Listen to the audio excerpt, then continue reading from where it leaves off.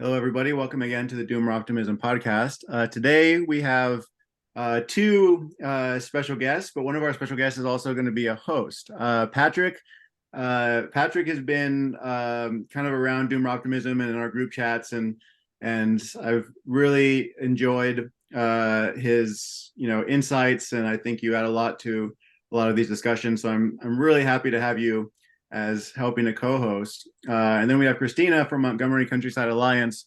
But I'm going to pass it off to you, Patrick, and have you kind of set the stage and kind of lead this discussion. So why don't you go for it? Hi, I'm Patrick Heizer. Like Jason said, I've been kind of an affiliate of Doomer Optimism for a while. But what brings us today is I'm a permaculture farmer in Maryland, and there's a very interesting county in Maryland, very interesting way they've set up their land use. And so we invited Kristina Bostick of the Montgomery County Alliance to come in and talk about the Montgomery County Agricultural Reserve.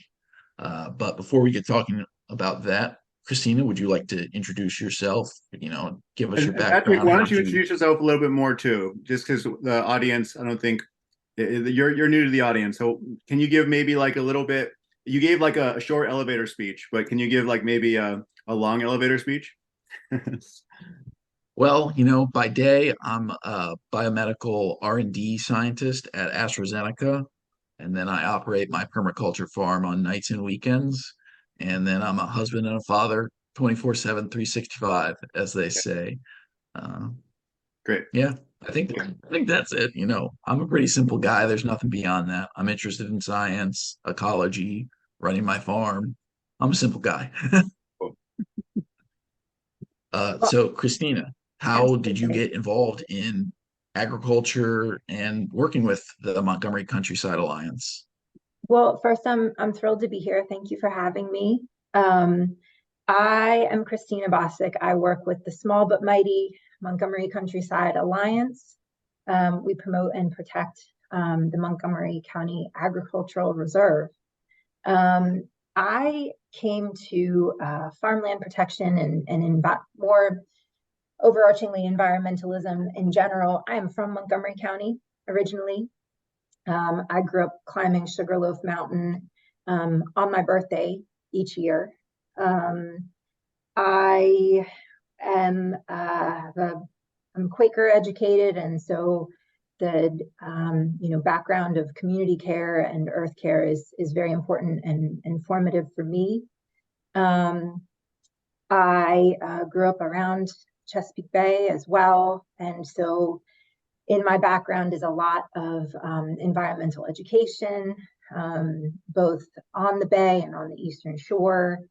I went south for school to North Carolina, Jason, because it was cold, and um, ended up, doing a number of different things, being drawn into how can I help, and deciding for some reason that still eludes me that I wanted to be a grant writer. That was how I was going to help. And I started a program for just a grant writing certificate, ended up in that, realized that I could get my full master's in public affairs for just a few credits more and did that. Ended up back in the DC region, and a family friend was working with this small organization. I met our executive director, Caroline Taylor. We hit it off, and that was about 13 years ago. And since then, I have come to understand that in protecting farms, it is the nexus of so many different things that are so important, for resilience, for the environment, for the community, that land use, however unsexy it may be, is a sort of a portal through which all of these different threads come together. And so I it's a find land really use very exciting. sexy. I just want to state for the record. Land use is? I find land use very sexy. I just want to say Well, for then we're in the right place, sorry to because when we interrupt. get to the acronyms, you guys are going to be, I I tell people what I do and they glaze over. And I think this audience is the right place for some of the nerdier details. It just always feels to me like it's boring, it's boring, it's boring, and then it's incredibly contentious. And so, but I have found in working with MCA a place to really have an impact on all of this. And in returning to North Carolina a number of times, beautiful farms there, you know, and a local food scene that has really taken off. And I tell people what I do in Maryland, and they say, well, why not here? And the answer is this tool of the Agricultural Reserve makes it so much easier. And so I hope that's what we can dig into. So I think a good place to start is a confession. I grew up on a small cattle farm in Western Maryland. So I was been here my whole life, involved in the agricultural community, showed 4-H animals, been all over the state to show and stuff like that. I did not know about the existence of the Montgomery County Agricultural Reserve until 2021 when I started working in Montgomery County. So for people that were like me for most of my life, even though I grew up in Maryland, what is the Montgomery County Agricultural Preserve? So Patrick, you are unfortunately not alone, because we have people even living, you know, a mile away that don't know. And you know, I was coming here as a resident of Montgomery County my whole growing up, and I thought that you drive out 270 and it just all of a sudden gets rural by accident. And the truth is that there is nothing accidental about it. So for folks that live other places, okay, DC is a diamond, right? And then there's a county just above that. It's kind of shaped like a heart, like the anatomical one, like a heart. That's Montgomery County, bordered on the western side by the mighty Potomac River. And this county is a busy county, home to NIH, home to Bethesda, Rockville, Gaithersburg, all the places. The Beltway runs through it. Busy, bustling place. But in 1980, they were losing farms at family farms at such a huge clip that the forward-thinking planners there decided to do something about it. And they came up with a wedges and corridors plan that would guide growth in the upper county as you know, the DC suburbs sprawled outward. And included in that was sort of the top third of the county by landmass, almost in a crescent, if you can picture it, would be set aside for open space parkland agriculture. And that's all well and good, but and this is where it gets into the, you know, most folks glaze over. I don't think your audience will, but the thing that made it revolutionary and the thing that made it work, let's talk about the typical lifespan of a farm. A farm was purchased sometime in the past, a long time ago. Your grandpa's grandpa bought it. And the family hangs on to it for a certain period of time until it is, they put their equity, their sweat, all the stuff into it. But eventually the plan is to sell or to, you know, easements, what have you. But the pressure to sell is incredible. What makes the Ag Reserve possible is the system of transfer development rights, TDRs. So basically they said, we're going to zone one house per 25 acres in the Ag Reserve. We are going to put in a system of TDRs, transfer development rights. There is going to be 1 per 5 acres. And a farmer now can sell the right to develop, but that development then goes into these zones that is by transit. So in down county, closer to where you know, the subway was happening, and all of the growth was planned for that area. And so that made it palatable and workable. Once those TDRs are sold, they are sold. And you know, there are farms that still have some intact, But that is what has made it work. And so the ag reserve is 93,000 acres as a total. 65,000 acres of that is in farms. It is the stuff of every planning textbook anywhere. And it, for the most part, has protected farms, has protected farmland. We have 558 farms currently as of the 2017 census. And these are by nature small family farms. And 48% of them are female run. And they're growing everything that you can possibly imagine. We have those commodity farms, your corn, your soy, your wheat, stuff like that. We have livestock, we have horses, we have orchards of 6 generations, vegetables, fruit. We are number 1 in total acres in berries in the state. That's a lot of those U-pick operations. It has been successful, and that's incredible in the county that we're in. It's this incredible thing. And I just really want to emphasize this point for people that might not know about Maryland. Montgomery County is the most populated county in Maryland, with well over 1 million people residing in it. Yep. And it's right to the northwest of DC. So it's very accessible. There's a lot going on, and it's growing rapidly. But as you said, 1/3 of their entire acreage is in permanent agricultural preservation. And then, as you said, it has lots of working farms producing a variety of things. Absolutely. But that kind of leads into, the next question. I'm sure you encounter skeptics all the time that, hey, we need this land to grow, to build housing. We're rapidly developing, and there's lots of farmland in America. The whole Midwest, the Great Plains, the California Central Valley.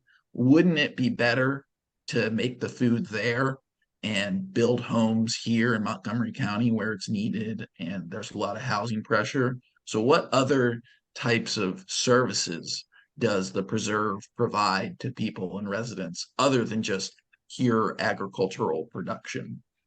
Well, let me speak to the skeptics first, because as you say, there are a lot of them.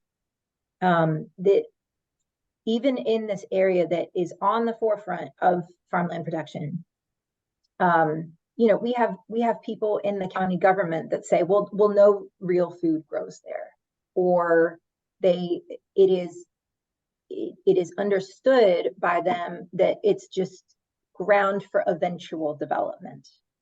That this is what it's in now, but this isn't always what it's going to be.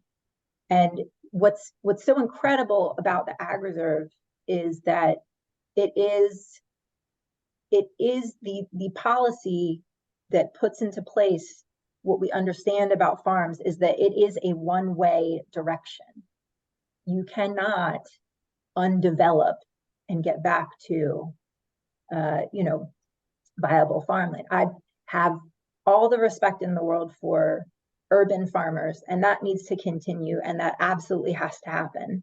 And but the farmland once developed is not the same. And so there are a lot of other things that the Ag Reserve promotes. The wildlife habitat, as you can imagine, we say that the Ag Reserve is the lungs of the DC region.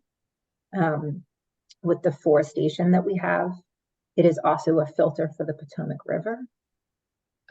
It is, the local food is incredible, and I want to make sure that I get in that so much of this is changing, in that more and more and more farms are growing culturally appropriate food. More and more farmers are coming up are from diverse backgrounds. And that's a really important thing to bring to the Ag Reserve, because it's not just farmland for farmland's sake. We need to have viable farms. And,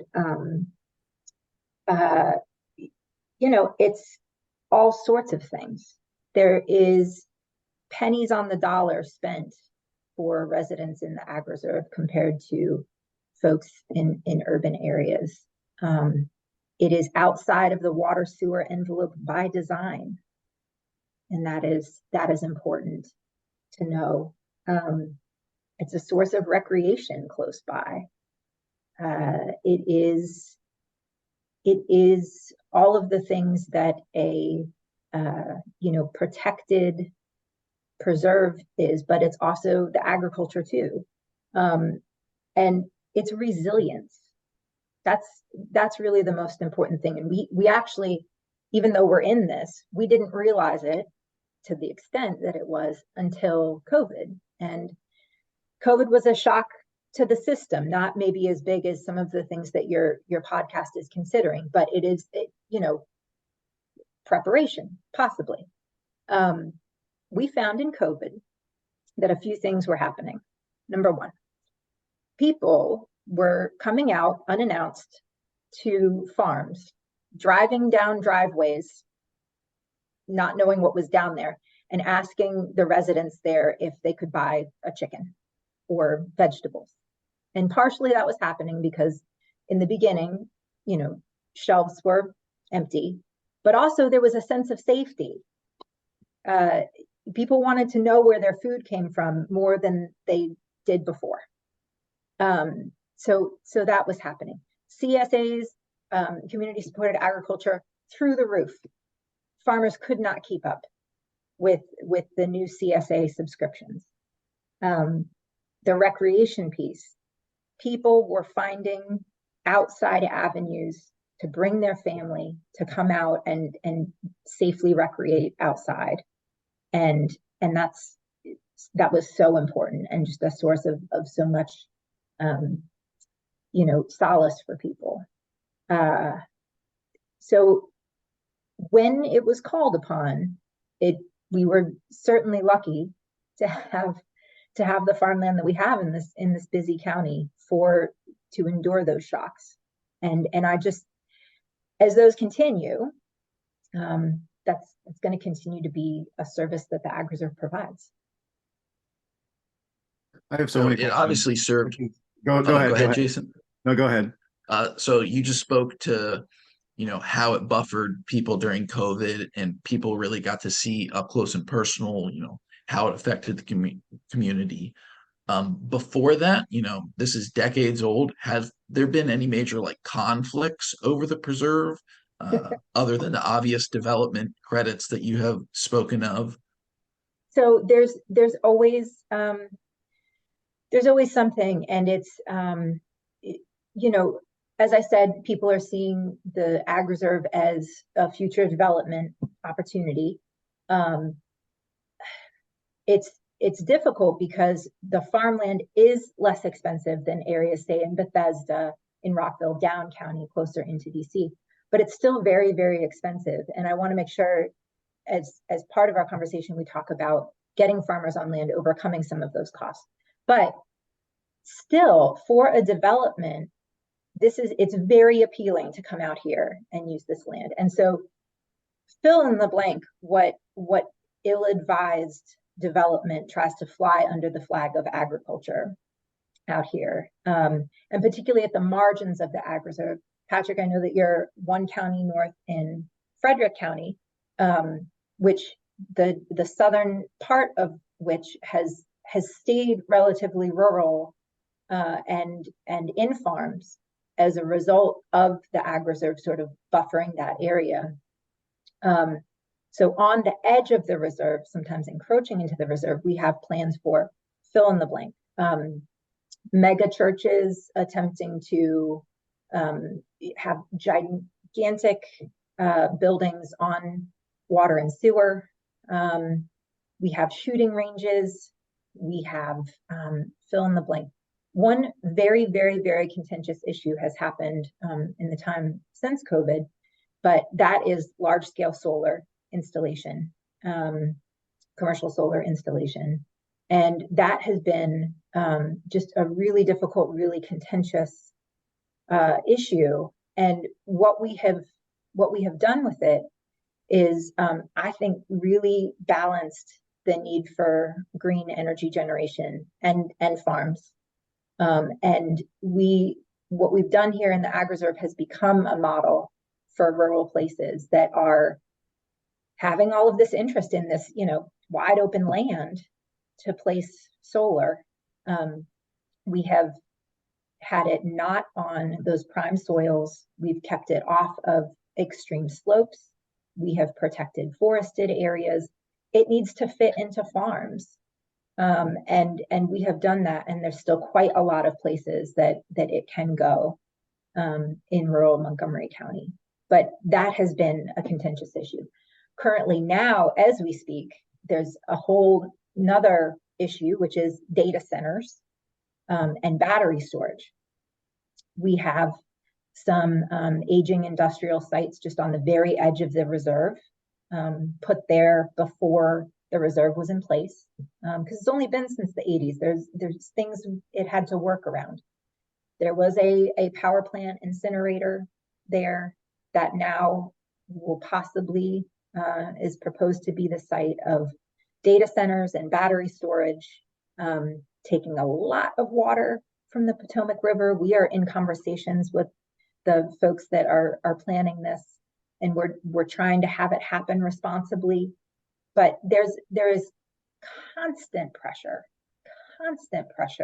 on this resource, and for all of the resilience that I listed, it's difficult.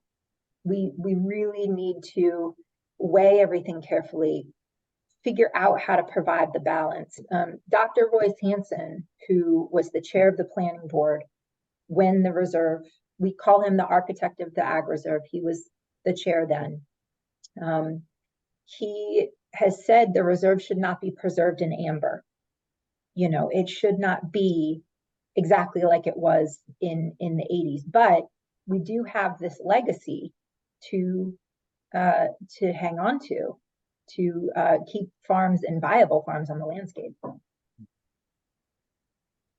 You brought up earlier, and this is a general topic I'm interested in, is land access for farmers. I think hopefully, at least in West North Carolina, there's a strong appreciation for local food, understanding of why it's important. It's not the case everywhere, of course. But even among a lot of young farmers, so I'm part of a department called Sustainable Development, and we have an agroecology track. And a lot of young students come through the program, and they want to basically become farmers, but they don't see a viable pathway to get access to land. And in the past, I haven't actually, I was also kind of ignorant of agricultural preserve. I think I had it just hadn't been very salient to me as a pathway. I was thinking, okay, we need community land trusts and other mechanisms, but in order to make land accessible for would-be young farmers, and this is this seems really it's just opening up a whole new conceptual world for me, this conversation right now, which is great. But do you want to talk about kind of what is the market within the preserve like for land? How do people buy and sell it? And what are the kind of cost considerations and kind of bottom lines of profitability and things of that nature to be a viable farm, even though it's a protected preserve? So thank you, because land access for farmers is my favorite thing to talk about, because it's so important. The training piece, all of that is important, but without land, how are you going to farm? Let me be clear about the underpinnings of the Ag Reserve. Everything is privately held. Everything is bought and sold. It does not have the underpinnings and protections of a community land trust or a cooperative in any way, shape, or form. The zoning is the thing. The zoning is the thing. And so the twin tracks of what Montgomery Countryside Alliance is doing are keeping the land protected for the practice of agriculture. Right. But the bigger job is making sure that viable farms are on that land. Yeah. And that's where the rubber meets the road for our organization is, that's where we go from reactive to proactive. So very expensive county, as we said. It is very, very difficult for a new farmer to afford farmland here. We did a short film called Growing Legacy some time ago.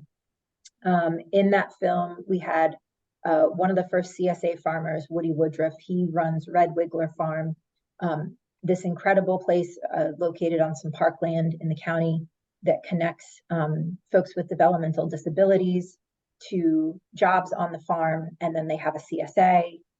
So it's farm training for folks. He said in our film, the starting farmer makes about the same amount as a starting teacher in our county. Well, a starting farmer can't afford a townhouse. How are they going to afford farmland? This was 2013 when he said that, and it sounds almost quaint now, because how is a starting teacher going to afford a townhouse?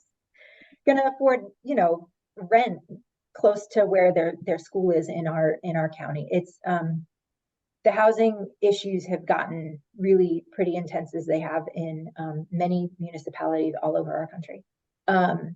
So goes farming. Now, in 2011, we started a land link program, and that was to overcome that high cost of farm purchase.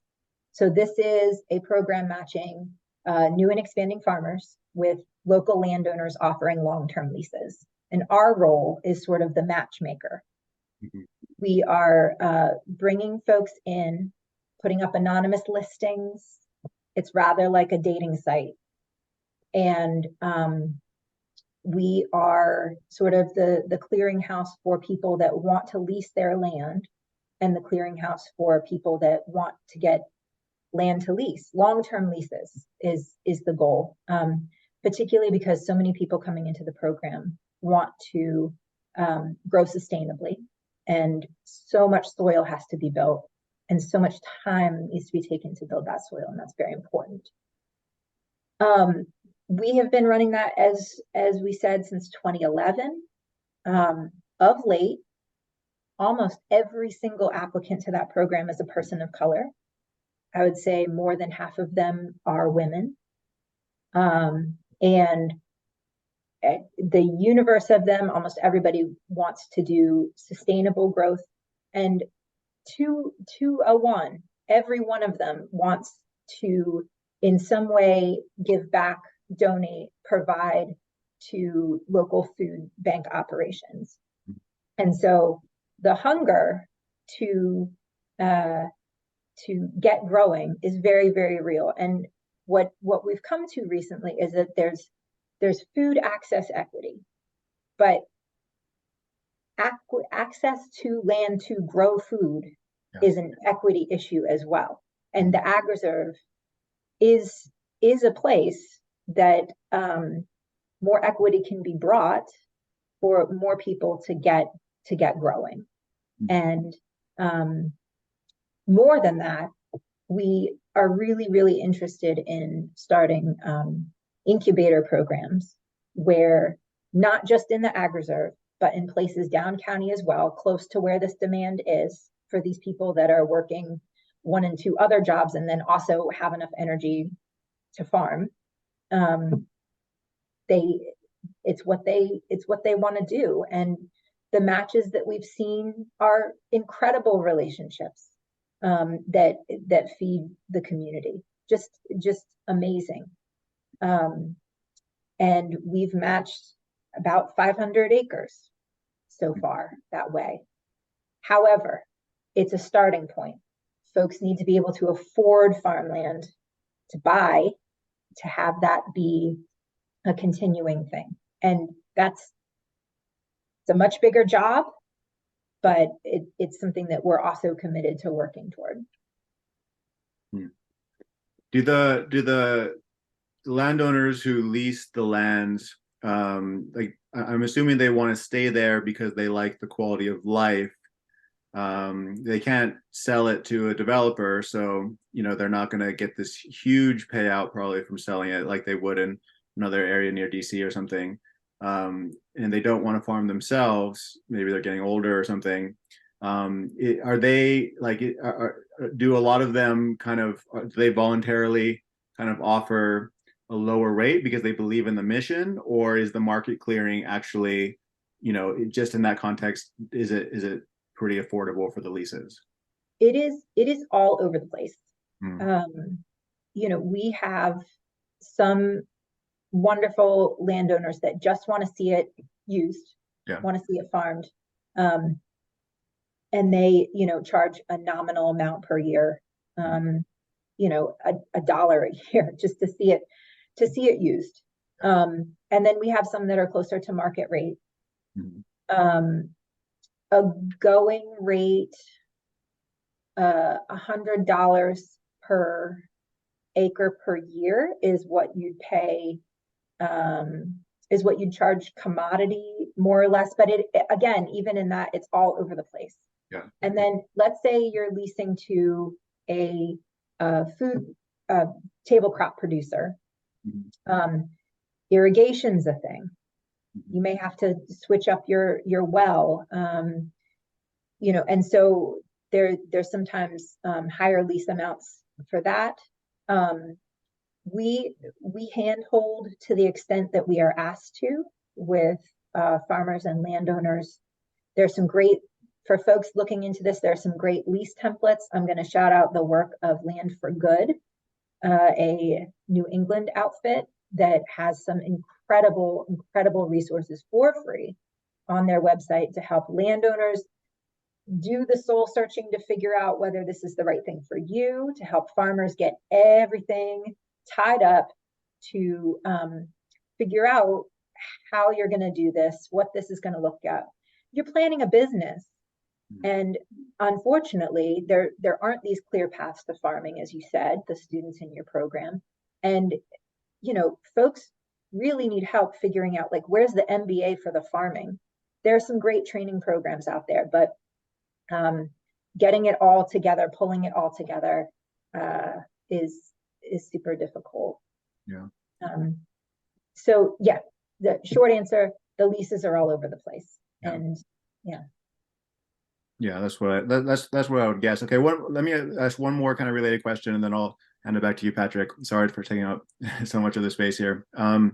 In terms of the distribution, you mentioned CSAs. I imagine there's surrounding farmers markets. In West North Carolina, food hubs have become a big thing as well, where you kind of have basically, as a consumer, you log on to kind of like the local food Amazon kind of thing. You fill out a cart from several different farmers' products, and then the farmer brings their produce, whatever was ordered, basically one day a week, and the consumers pick it up one day a week. So that's the food hub model that we have here. How does that, what has kind of emerged or sprung up in terms of distribution, and I guess in order to cut out, make these things as efficient as possible to make a whole thing affordable, both on consumer side as well as the producer side, like in terms of like promoting efficiency and like getting this local food where it needs to go in a timely manner and all of that. So there are a few, as far as I understand, like for-profit food hub aggregator things in the greater DC region. And then farms have really thriving CSAs. One thing that is very, very popular, particularly in the district, is the farmers markets are very, very strong and very, very well attended. And because the wealth concentration in the DC region, the markets are really, really a place to go. But CSAs are also a great option because you know, if you're a farmer, you really have to measure out the time you're going to sit behind the table, and does it make sense? Or, you know, building out your CSA infrastructure, is that the better option? And each farm seems to be doing it differently. I would love to see more robust food hubs. And what I've been really gratified by is within some of these CSAs, they are pulling products from other farms, and then additionally other value added producers. So like for instance, Common Root Farm, you can order bread from a baker that they know. You can order soups that use the vegetables from the farm, and so it's all in one package. But that's just one farm running all that, and I would love to see someone that isn't also having to tend their farm pull some of that together and bring that into being. So the food hub idea, the incubator idea, the more community sharing, absolutely the better for all of this, because it's we have a wonderful farmer, Eileen Friedman. She's up closer to you there, Patrick, in Adamstown. She writes for really, really wonderful blog posts for Mother Earth News. Please go check her out. She's wonderful. And they are House in the Woods farm. They grow every kind of tomato in every color you can imagine. It's delightful. She said to us once, in our region, local food demand it's an ocean, and it's unending. And then the way, just figure out how you can slip yourself into that is important. And I'd love to see folks make it easier and easier, because we have heard that you know, since the waning of the pandemic, CSAs are not as robustly subscribed to as much. And that's tough. I subscribe to a year-round CSA, and I actually don't know how to shop without it. So I'd love for other people to do that, but you know, you can't make that happen. But it really is, in my opinion, the best way to eat. Yeah. Just to give some personal experience. Oh, go ahead.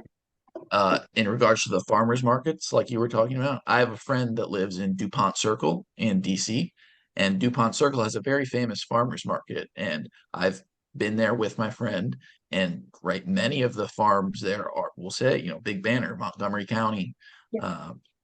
And to give a specific example, you know, Paw Paws, you know, achieved a mild level of Twitter discourse over the past couple weeks. The clearing price for a Paw Paw in Frederick County, where I am, is about $12 a pound. But I've heard stories that, you know, at DuPont, they can be up to $20 a pound because of, you know, how much wealth is down there. And with those elevated prices, you know, that makes it economically viable for farms to bring their crops down into the city. And so, you know, people are happy to pay a premium because of the locality, and they have the money. And so, like, it works both ways. You know, the DC residents can get fresh produce, but the farmers can get prices that make it worthwhile for them to bring it into the city. Because it's a schlep. It's a schlep. And you know, you know, the balance sheet is absolutely different on every farm. And some really find a CSA model works best. We have a lot more farmers that are working with the Farm to Food Bank program at Manna Food Center. That's the big sort of mid-county food bank system that we have. And what's been so incredible is Manna, along with a lot of other interests within the county government, have done a sort of an investment program where they are doing capital expenses on farms. They're funding those to, let's say, get more refrigeration on a farm, get more fencing on a farm. And then in return, those farms are selling wholesale to Manna Foods to really increase the amount of locally produced fresh food that is going to those food clients, those food insecure folks. And Montgomery Countryside Alliance, we just wrapped a much smaller but still effective Good Fences grant, where we connected some small scale farmers, mostly BIPOC farmers, with fencing funding to, again, increase even above that the area in farms. The deer pressure here, I don't know about you, Patrick, it's intense. I'm sure it's like that everywhere, but it just seems particularly bad. And you really can't grow anything without proper fencing. And so we've been able to increase that square area of some local farms here, and hoping to do another round of that as well. Yeah. Does anybody, just as a kind of a side question, does anybody hunt deer in the reserve? Yeah, absolutely. Absolutely. There's a deer problem. It can also, I mean, because we have a lot of deer pressure here as well, and some ways deer problem can also be a deer solution in terms of local food security for those who are going to go nab them. Yep, there is a program through our Office of Agriculture that are a big partner with us here for providing venison to food banks. Yeah. So that's really definitely cool. Yeah. Yep. Nice. Speaking of the Montgomery Countryside Alliance, what is your role with respect to the preserve? What are some big initiatives or causes that you've led over the years or have now? Just what is your perspective on that? So you are speaking to one half of the 1.5 staff members of Montgomery Countryside Alliance. We like to say we are small but mighty. We both our executive director, Caroline, and myself have been doing this for about 13 years. And so let me not forget to plug coming up.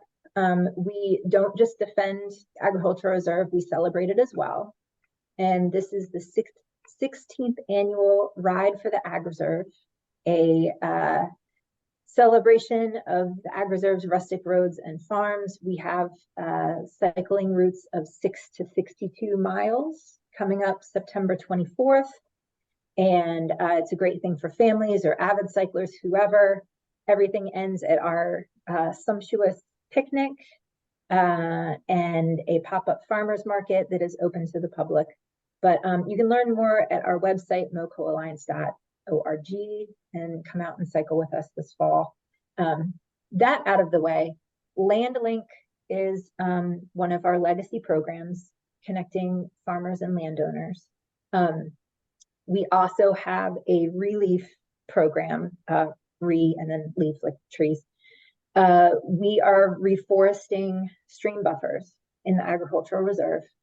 That is something that we are taking on with the Planning Department of Environmental Protection, Tree Montgomery.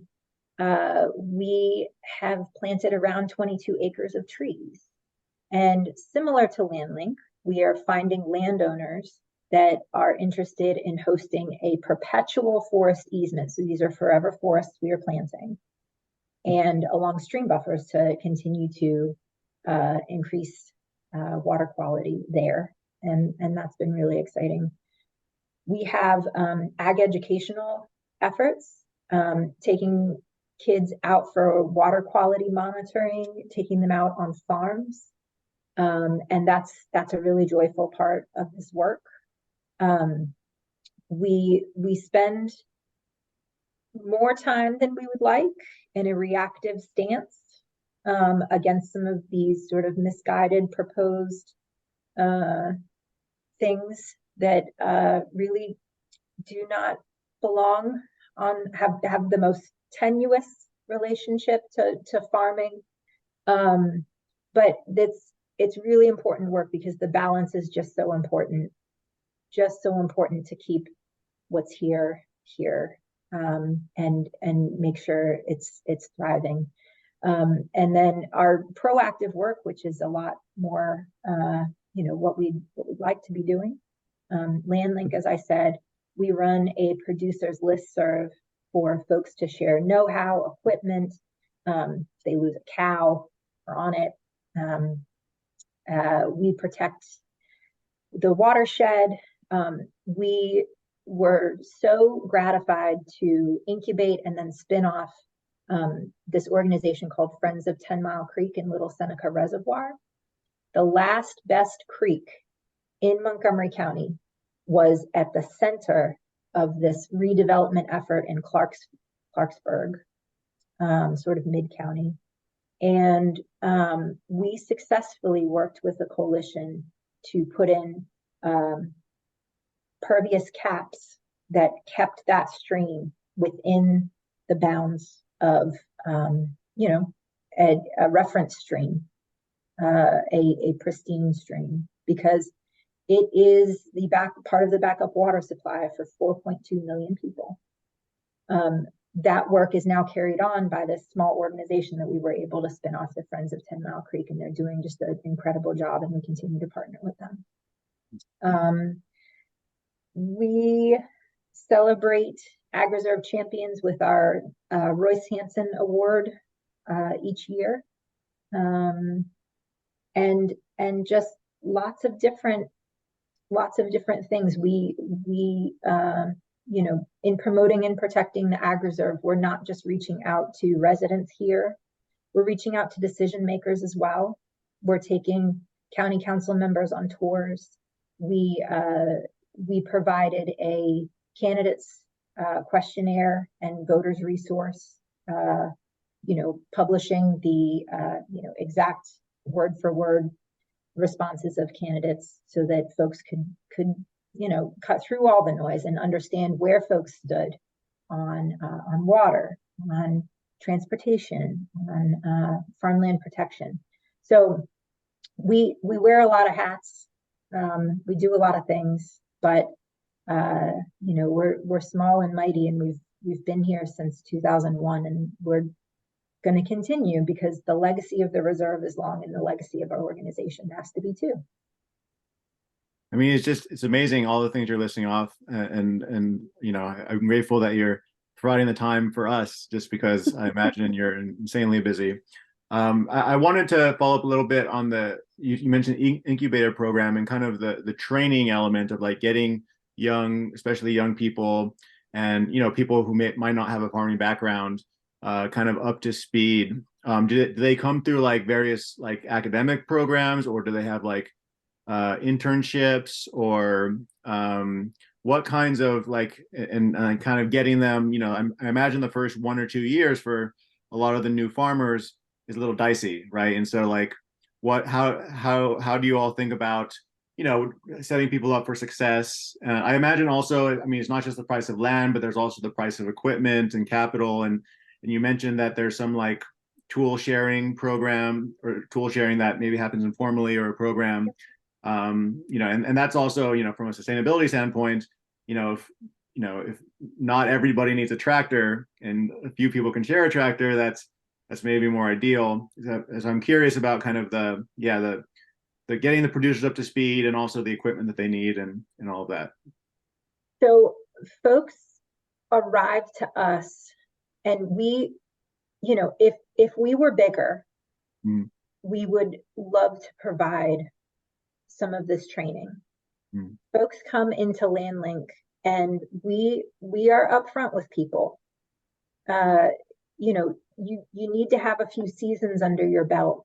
Yeah. Leasing farmland is something that you do once you have spent a few seasons apprenticing, right, working with other people, because you do need to know what you're doing. I mean, just anyone starting out trying to grow anything knows. Oh yeah. you're gonna fail for years. You're gonna fail so much, and it's something we counsel our landowners in the program too. Like, we're bringing people into the program that have a few seasons, but just they may still have trouble finding your feet. I want to absolutely highlight the work of Future Harvest and their beginning training program. It is a 3-year program. It steps up in intensity and responsibility. It is free, and they are churning out really prepared farmers, really holistically trained farmers. The University of Maryland Beginning Farmers Program, Eco City Farms over in PG County, also doing some great stuff, and they have an incubator that we're trying to model ours after. There are places to go and get this training. Unfortunately, you know, it's not. They have formalized what a farmer needs, and they're working so closely with farmers to train people up. But you know, the idea that you could go get your undergrad in how to run a sustainable farm, I haven't seen that places yet. But these folks are filling in, and what's so wonderful is that it has an understanding of where people are in their life.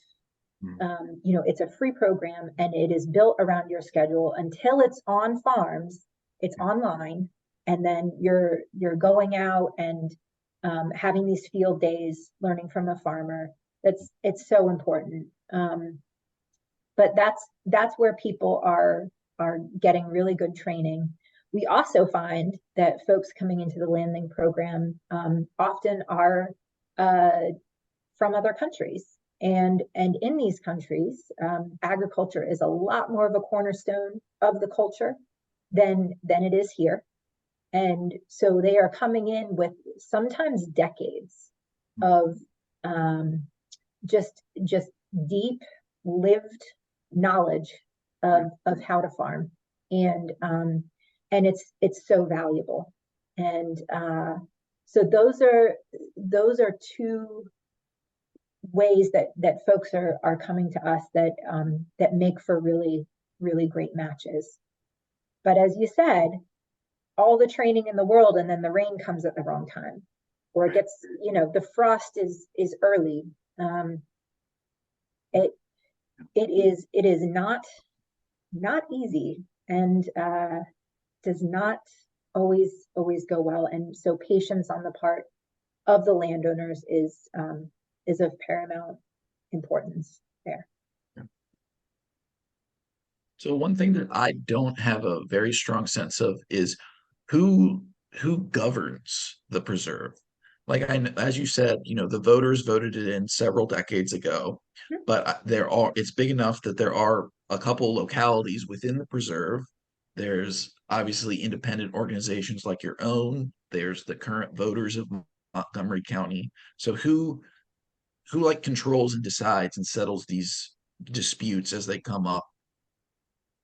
So it is a zoning thing, and so it is the purview of the planning department. If there's an issue, it is Department of Permitting Services that can come out and say, but we do find that often we are going to the council or going to the county executive, going to the planning department and saying, you said here this, and then now you're trying to do this. And, the going back to the master plan has been really important. And the Ag Reserve is a backstop, but it does not mean that things are proposed, that everything that's proposed is within the purview of it. And there's, we have a system of zoning text amendments that happen. And as time passes and things grow and change, it makes sense that you need to tweak zoning here and there, but that is an avenue for imbalance and sometimes misguided thoughts about things. I'll give you an example. there was in the last council a push to open by right all rural residential zones to landscape contractors, just anywhere. And that was a big problem because that is, it's not farming. That is, think of a company that would, cut the grass, or manage landscape at a corporation or a residential place, and they would rather pay to have property not there in the down county but out in the rural area. But when you open it up, that is taking acreage that could be one of these land link producers, for instance, that's looking for 2 acres to grow indigenous African vegetables and send them to the food bank.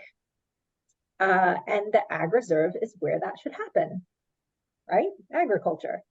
So there are proposals all the time for things that do not fit within the ag reserve. And it is up to supporters of the agricultural reserve to say, stop, wait, let's think about this. Let's bring balance here. Let's be sure that we're forward thinking. And we can't know the future, but the idea is protected farmland, and that's how we're proceeding. And that gets gray and murky at times. Agritourism, is a wide lane, and it's sometimes unclear what fits, what doesn't. That's a place of where you need to bring sort of balance and conversation and collaboration. But the answer is, it is the county, but we're all stewards of it. And so when decisions are coming through that would tip that balance away from agriculture, it's on all of us, and we are the catalyst for making sure that balance is kept. Is the county government generally, do they, maybe that you don't even want to answer this question, are they generally kind of favorable? Like, do you find that they're they're generative to work with? Is it how is that relationship in general when you're advocating for things within the county government in terms of the preserve? It's good in terms of the ag reserve is something for the county and everyone in the county, including our decision makers, to be very, very proud of. I'm sure it's a big part of the identity of the county as well. It's part of the identity of the county. Granted, it could be well known as Patrick not knowing about it. And don't feel bad, people living a mile away not knowing about it either. Yeah. So, there's different opinions on it. For something that has been here for so long, there are, look at an open field and where you stand decides your opinion about it. But there are base things that we can all agree upon. We here in Montgomery County, we have, we are leaders on our climate protection. We are leaders on building equity into everything that we do. And the reserve, it provides opportunities to do those things. And so our collaboration across different organizations, and with many allies and many different people on the council and in government, I think really show that the ag reserve is for everybody. And regardless of where you come to it ideologically, there is something here that there's a reason to protect. and we proceed apace from there. We are all on the same page of this exists, and there's reasons that it exists, and benefits that everyone can get behind. And then just to provide some more like Maryland context, the Chesapeake Bay is a huge aspect of life in Maryland. It's politically rife. There's all types of things about the Bay. Many of our license plates say "Save the Bay" on them, and there's been this huge decades-long effort to clean up the Bay, and Maryland, Pennsylvania, Virginia have all made commitments to cleaning up the Bay. And to my knowledge, some of the rivers that come out of the Montgomery County Ag Preserve, they score some of the highest in terms of cleanliness. And so even residents in other places outside of Montgomery County are getting, quote unquote, benefit as the Montgomery County helps clean the Bay and helps the state meet its commitments. Absolutely. And farmers of all types and all ideologies have really gotten on board with the things that will prevent erosion and will protect the Bay, and that's really important. We were just honored by our own county council during Chesapeake Bay Protection Week.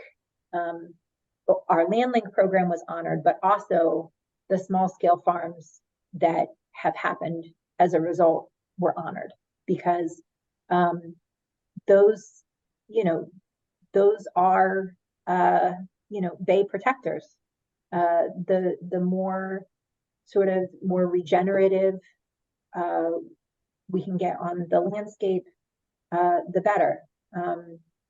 And there's an ethos among all farmers to they think in long time scales, and protecting the Bay is a long time scale. The Ag Reserve is similarly a long time scale, and I think the Ag Reserve and the Bay have something in common, which is, here's this treasure, if we can keep it. We've been given this thing. It's been here a long time.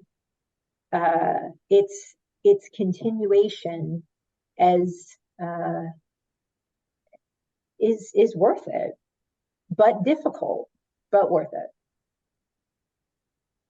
So I have one more question. This is such a unique use of land within the United States, and I think it's an innovative model. Do you know of any localities that have replicated this? So again, just to give more context within Maryland, I live in Frederick County, right to the north of Montgomery County. And I know I couldn't tell you the exact history, but there has been years of debate and negotiations about trying to put in a Frederick County agricultural preserve. And it is mostly in limbo, kind of ongoing, but right, if the county directly to the north that is in many ways even more agricultural than Montgomery County, perhaps that just kind of speaks to the challenges of putting something like this in.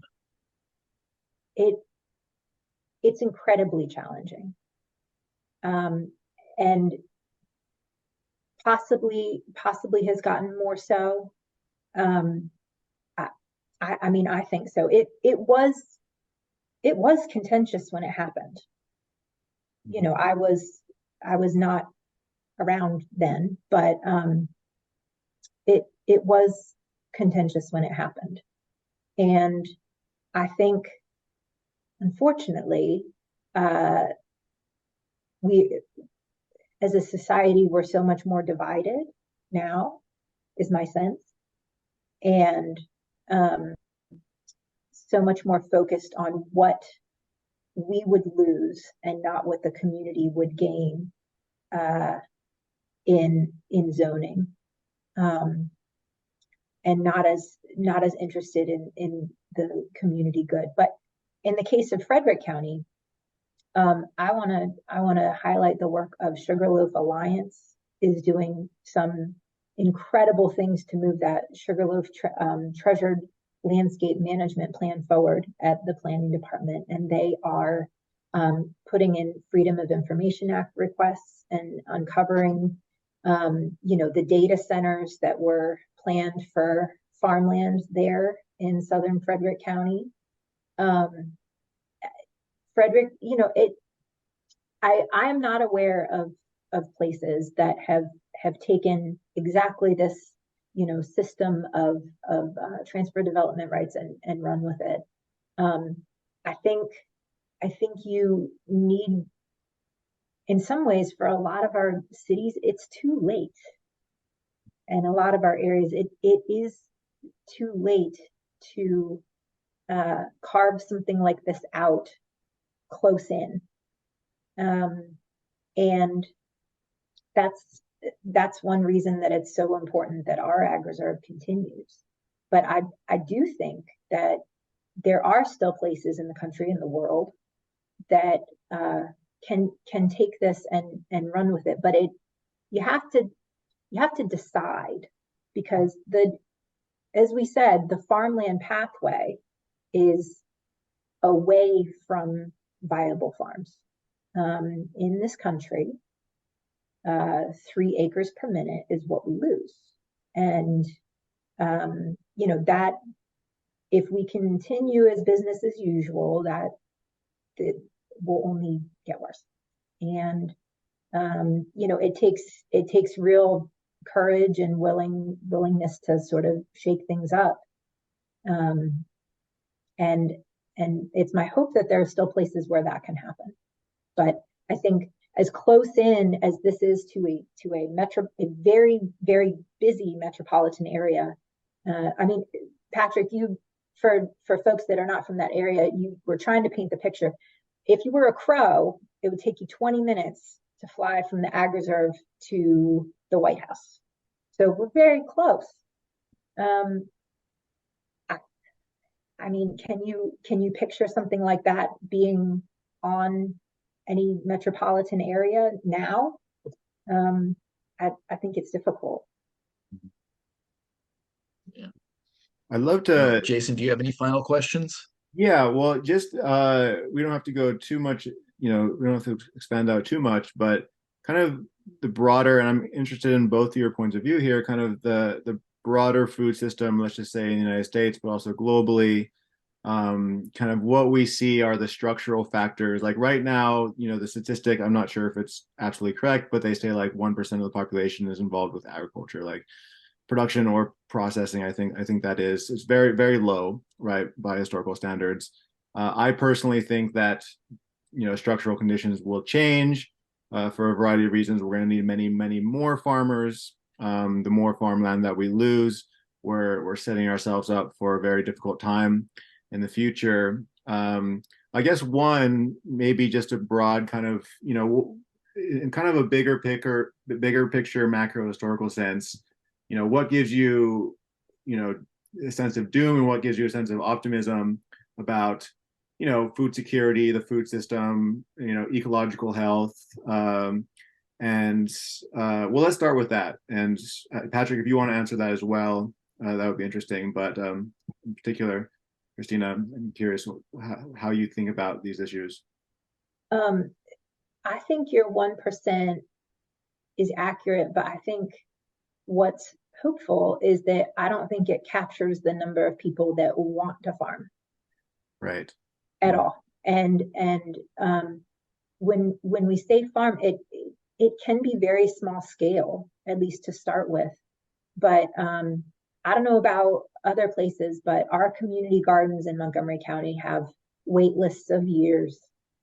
And it's one reason that we want these incubator programs, because people are even coming out of the community garden system and they want that next thing. They're ready, and the pathway is not clear for them. The number of people that want to farm is a lot more than the number of people that are farming, and I find that hopeful. But the reasons that they aren't farming are the reasons that are a lot of equity issues. Yeah. That keep a lot of plans from happening of all different sorts of further education, of ownership of things. So I'm gratified that there is, and I think it has taken off since the pandemic too. I think that was a turning point for people.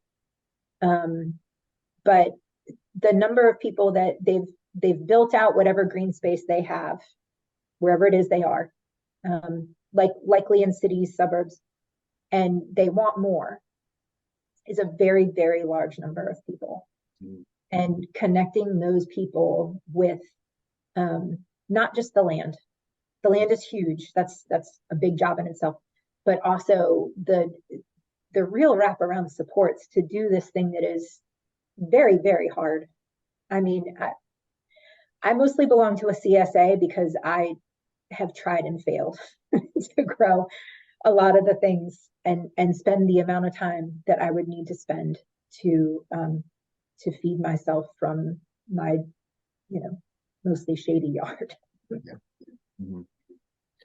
Yeah. So maybe the one of the hopes there is that so many people are wanting to farm that eventually there will be the political will to overcome some of these barriers. Absolutely. That's the hopeful thing. And I just hope that the opportunities open for those people to have both the space and the support to do so. Yeah. And that's what we're going for in Montgomery County. And we have the space, and that's a wonderful thing. And Patrick, asking you the same question with the context that you work a full-time job and you're developing a farmstead kind of on the side, which is a very big undertaking, and you're inspired by permacultural methods, which also requires a lot of research and trial and error. Why are you doing that, first of all? And how does that, how does what you're doing fit into your larger kind of how you see the food system evolving? Well, like I mentioned previously, I grew up on a small beef cattle farm that also did a few Christmas trees, so kind of like an agroforestry thing. But most of my exposure to agriculture came through my father, who's a full-time bovine veterinarian. And so on odd days in the summer or snow days or couldn't find a babysitter, my brother and I would ride with him. And right, so he travels to all these different farms over the Quad State area, West Virginia, PA, Maryland, and Virginia. And so from a young age, I got to experience kind of like the dichotomy of American agriculture. Every single farm we visited, there'd be a family that wanted to do right by the land, that loved and cared for their animals like it was their livelihood. Like that I never saw any abuse or anything like that. Their herd was everything to them. But on the other hand, I kind of saw the manure pits and the chemically induced monocultures that they fed their cattle with. And it kind of just, through the course of many years, there was no sudden illumination, but I just kind of saw the dichotomy.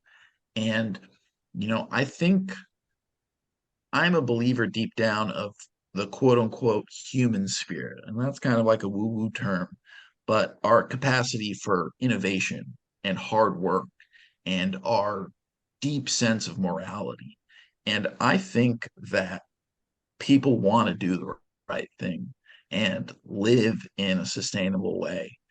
And, anyone that I've, sat down with or they've come to visit our farm and you explain, these externalities that the current system has and is producing and the trouble that lies ahead if we keep on the same path. It all makes sense. It's just that through years of technology and society developing to abstract away agriculture and all these different effects, it's not that they are against it, they've just been shielded from it. And if it's explained simply, I see it in my own life. More and more people are coming to the recognition that the way things are currently done can be improved on and innovated on, and we can make a better society.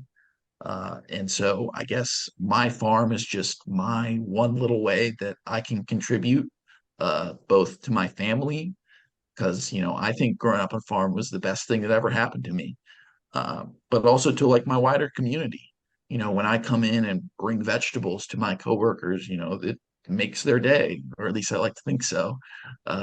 And right, yeah, our farm is right next to a park. And so, I hope that all the people in my town and county, when they come use the park, they can see hopefully innovative, productive, successful farm. Um, and again, like I said, I just think through more and more exposure, there's this growing sense and recognition that we, both individually and as a society, we can make a better world. Beautiful, beautiful. Well, before we wrap up, and unless you have any other questions, Patrick, I want to ask you, Kristina, last, like, if are there any questions that you wish we had asked, or you wish somebody would ask, or any just last things that you wanna bring to the table before we wrap up? Well, I do want to highlight, that it's a continuing idea, as you said before. Why do we need to protect farmland in Maryland, in this busy area? Because, isn't farmland better in the Midwest, in other places? And there's a ProPublica interactive map we like to show recently, which is, the places that grow our out of season food are going to be less and less able to do so. And the places that are going to start being more productive are, sort of Montgomery County and up, further north. And I don't share that as often as I share that to be the doomer. The optimism there is that we can take advantage of that if the farms are there. Just because we're turning green in that map when other places are turning purple does not mean that tomatoes will start growing up through the sidewalk. We need to have both farms and farmers there on the ground in order to take advantage of that. And that's really important. And I would just say also to any landowners who are listening, if you're not in our area, LandLink Montgomery is not for you, but there are so many opportunities to connect with amazing local farmers and lease even a small part of your land to someone just getting their start. And it's just, it's a step beyond knowing your farmer. It's really a wonderful relationship to start and to keep and continue. So I would encourage everyone. Land for Good is a great site to go look at some of that, or mocolandlink.org if you are in our area. It's a thing that you don't have to, sweat do your permaculture as Patrick is, but you can still be part of the solution on your land. Some folks are looking for an acre to get started, and that's an important way you can help.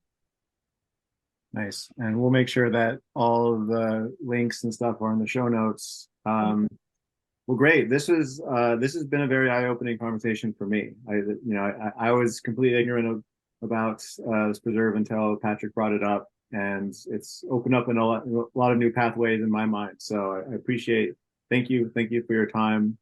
I guess we can wrap. Patrick, is any last words? No, just thank you, Kristina. And, if you're in the local DMV area, support local farms on the preserve. That's very important. Like, I think everyone's probably convinced at this point. But yeah, just support your local agriculture wherever you are. Great time of year to do so. Peaches, yeah. Go get them. Peaches. Oh man, I wish we had peaches over here. They don't grow well over here, but maybe we'll figure it out. All right. Take care, both of you. Thank you so much. And this should be coming out probably in a week or so. So Excellent. cool. Thank you both so much. I appreciate it. Yeah, thank you. Cool. Thank you, Kristina. It was great meeting you. Maybe we Great will to meet cross you. paths soon. Absolutely. Thank you. I want to see what you're doing there. That's great.